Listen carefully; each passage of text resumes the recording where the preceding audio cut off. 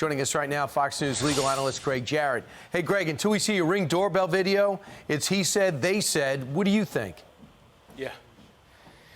Well, I think that these are thuggish tactics over a minor offense. You know, whether they used a SWAT team and guns drawn, this level of force is wholly out of proportion to what is essentially a petty offense.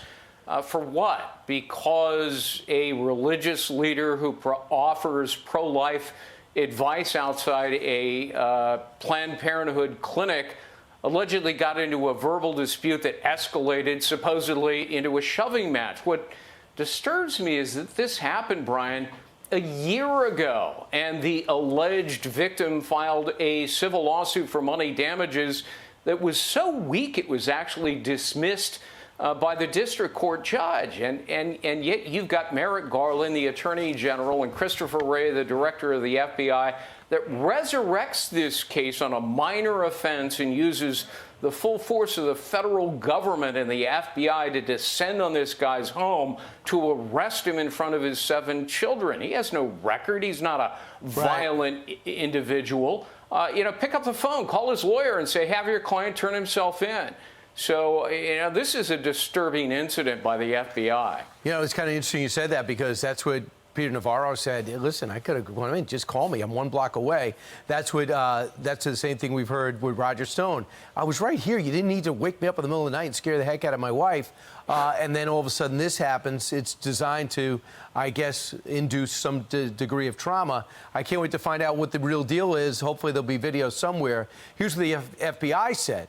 There are inaccurate claims being made regarding the arrest of Mark Houck. No SWAT team or SWAT operators were involved. FBI agents knocked on Mr. Houck's front door, identified themselves as FBI agents, and asked him to exit the residence. He did so and was taken into custody without incident pursuant to an indictment.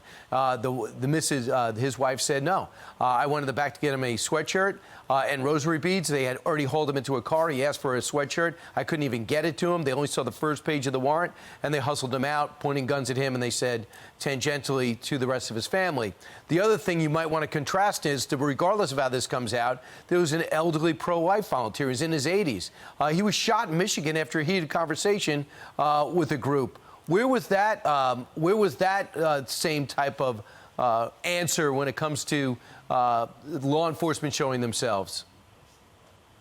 There's been an uptick in violence against pro-life clinics offering pregnancy advice. They've been the subject of arson attacks. The media pays no attention to it. But it's not at all surprising, given the ugly rhetoric that we've seen from politicians in Washington. And it's not just Chuck Schumer and Liz Warren issuing veiled threats outside the United States Supreme Court. You've got Senator Mazie Hirono and Representative Tim Ryan, who are saying it's a call to arms against pro-life movement. We need to kill and confront pro-lifers.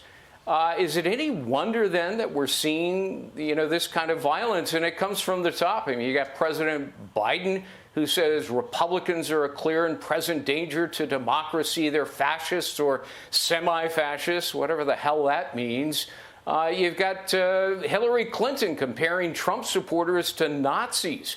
I mean, this kind of incendiary rhetoric will inevitably result in acts of violence. And, once again, that's the sort of thing that has to stop. What disturbs me is the FBI and the DOJ, have weaponized their immense power, and there's now a legal litmus test. If you check the box Democrat, you get a free pass. If you check the box Republican, the FBI will come after you. Yeah, it's very interesting because it looks like the DOJ has just weaponized the FBI. They're supposed to have one political appointee. He's got a 10-year term.